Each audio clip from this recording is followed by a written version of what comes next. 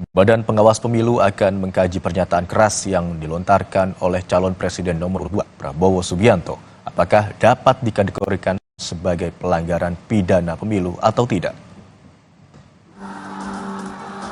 Ketua Bawaslu Rahmat Bagja mengaku belum menerima temuan dugaan pelanggaran dari hasil pengawasan panitia pengawas pemilu di tempat Prabowo berpidato dan melontarkan penghinaan.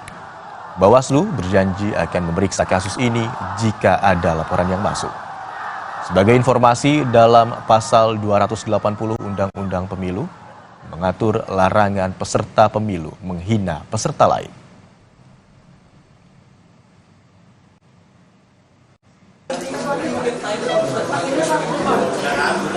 Wakil Ketua TKN Prabowo Gibran, Juri Ardiantoro, meyakini pernyataan keras Prabowo Subianto saat kampanye di Riau tak masuk unsur penghinaan. Juri juga menilai jika pernyataan Ketua Bawaslu bukan untuk menilai pernyataan Prabowo, melainkan jawaban umum.